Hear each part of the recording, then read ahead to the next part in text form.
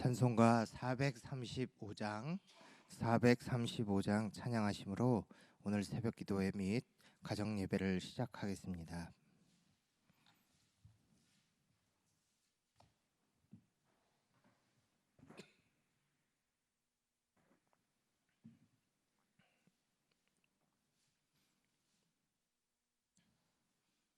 찬송가 435장입니다. 함께 찬양 올리시겠습니다.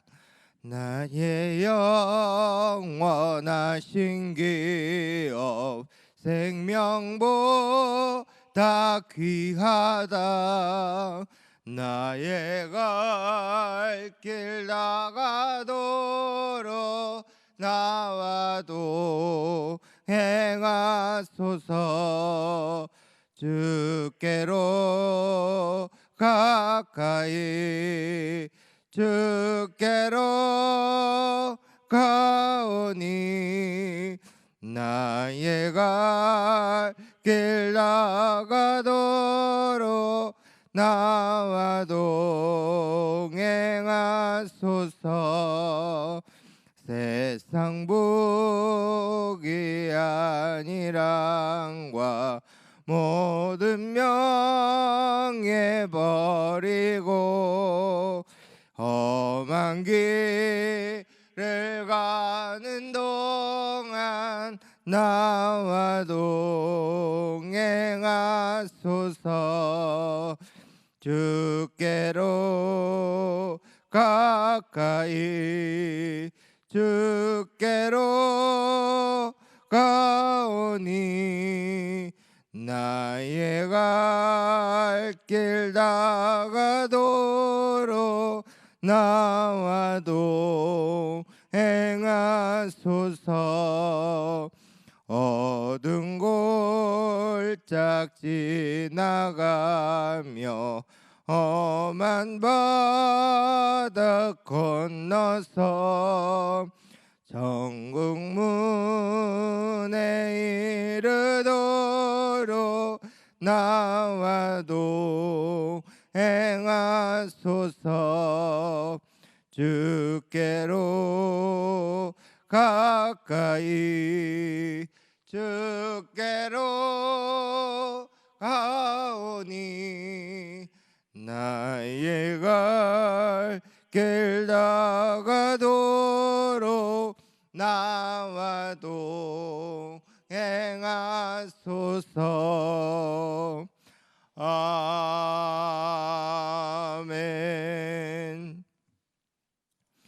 성경 말씀 신명기 31장 30절에서 32장 14절까지의 말씀입니다. 구약 성경 313면에 있는 신명기 31장 30절에서 32장 14절까지의 말씀입니다.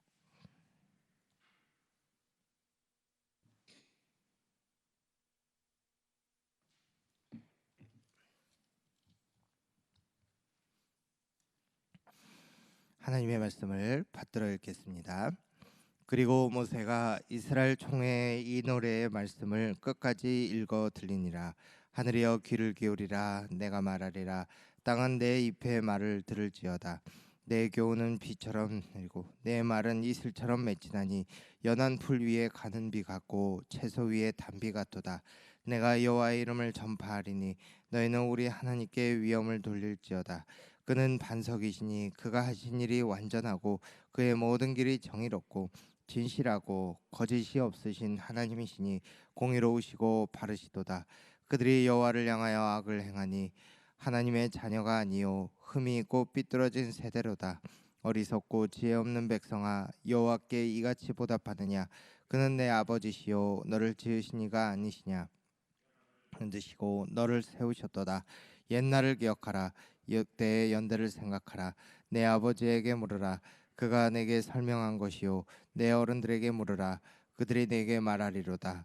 지극히 높으신 자가 민족들에게 기업을 주실 때에 인종을 나누실 때에 이스라엘 자손의 수요대로 백성들의 경계를 정하셨도다. 이스라엘은 자기 백성이라. 야곱은 그가 택하신 기업이로다. 여호와께서 그를 황무지에서 짐승이 부르짖는 광야에서 만나시고 호위하시며 보호하시며 자기의 눈동자같이 지키셨도다. 마치 독수리가 자기의 보금자리를 어지럽게 하여 자기의 새끼 위에 너풀거리며 그의 날개를 펴서 새끼를 받으며 그의 날개 위에 그것을 엎는 것 같이 여호와께서 홀로 그를 인도하셨고 그와 함께 한 다른 신이 없었도다. 여호와께서 그가 땅에 모두 타고 다니게 하시며 반을 배석의 석고를 굳은 반석에서 기름을 빨게 하시며 소의 엉긴 젖과 양의 젖과 어린 양의 기름과 바산에서 난 수량과 염소와 지극히 아름다운 밀을 먹이시며 또 포도즙의 붉은 술을 마시게 하셨도다. 아멘. 은혜의 자취를 기억하라. 은혜의 자취를 기억하라는 제목으로 함께 말씀 살펴보고 기도하는 시간을 갖고자 합니다. 오늘 읽은 신명기 32장의 말씀은 모세의 노래라고 우리는 이야기합니다. 지금까지 출애굽 2세대들에게 모세가 긴 설교를 했습니다. 31절의 마지막 절은 모세가 이스라엘의 총회, 그러니까 이스라엘 자손들 모두에게 해야 할 설교를 다 마쳤다라고 말한 것입니다. 말씀을 다 마치고 나서 하나님과 이스라엘 백성들을 향하여 노래하고 찬양하고 있습니다. 시적인 표현이 참 아름다운 구절들입니다. 1절은 이렇게 말씀합니다. 하늘이여 귀를 기울이라 내가 말하리라 땅은 내 입의 말을 들을지어다. 지금까지 했던 모세의 설교, 어찌 보면 모세의 말이 아닌 하나님의 말씀을 대언한 그 말씀에 귀 기울이고 들으라 말씀합니다. 하나님을 선포하고 찬양하는 그 찬송에 귀를 기울이라고 말합니다. 그리고 나서 2절은 이렇게 말씀합니다. 내 교훈은 비처럼 내리고 내 말은 이슬처럼 맺히나니 연한 풀 위에 가는 비 같고 채소 위에 단비 같도다. 비와 이슬은 이스라엘 민족에게는 특별한 것입니다. 하나님께서 주실 가나안 땅은 우리나라 사람들이 생각하는 땅과는 좀 다릅니다. 우리가 생각하는 농사란, 우리 땅에서 농사란 강이나 저수지에서 물을 끌어다 쓰는 농사입니다. 그것이 없으면 땅을 깊이 파면 지하수를 얻게 되고 그것으로 농사를 지을 수 있는 땅입니다. 그러나 이스라엘 땅은 그렇지 않습니다. 이집트에서 본 나일강처럼, 그들이 봤던 이집트에서 본 나일강처럼 수시로 범람하여 풍족한 물이 있는 그런 큰 강이 있지도 않고 아무 땅이나 판다고 다 지하수가 나오는 땅도 아닙니다. 그 땅에서 물을 얻어 농사를 짓는 방법은 이 많지 않는 강수량에도 불구하고 물을 받아 놓거나 밤낮의 일교차로 인하여 이슬 맺힘을 이용하여 짓는 농사들입니다. 그러므로 비와 이슬이란 그들에게 생명과 같은 것입니다. 이제 농사를 지어 살게 될 이스라엘 백성들에게 이 비와 이슬이란 잊혀지지 않을 단어가 되는 것입니다. 비와 이슬은 그들을 먹고 살게 해줄 소중한 농사의 근원이 될 것입니다. 모세의 설교를 듣고 이 설교를 자손 대대손손 전수하며 그 말씀을 기억하게 될 이스라엘 자손들에게 비와 이슬로 비유한 하나님의 말씀을 정말 비와 이슬처럼 기억하게 될 것입니다. 그들에게는 정말 소중할 비와 이슬 같은 존재가 되는 것입니다. 우리에게 말씀이 그런 존재가 됩니다. 우리의 영혼을 먹이고 풍족하게 해줄, 우리의 영적 삶을 풍성하게 채워주는 것이 하나님의 말씀인 줄 믿습니다. 자기 생각으로 신앙생활하는 사람이 있습니다. 하나님은 이럴 것이다. 하나님은 저럴 것이다. 마음속으로 생각합니다. 일반적으로 우리가 알고 있는 어떤 인간의 관계나 윤리 속에서 하나님을 생각하고 판단하고 자기 소견에 옳은 대로 자기 마음대로 신앙생활하는 사람이 많이 있습니다. 그러나 하나님은 사람의 생각 속에서 만들어지는 그런 신이 아니라 스스로 존재하셔서 자기 자신을 스스로 계시하시고 우리에게 자신을 보여주시는 하나님이십니다. 그 계시가 바로 우리에게 주어진 말씀입니다.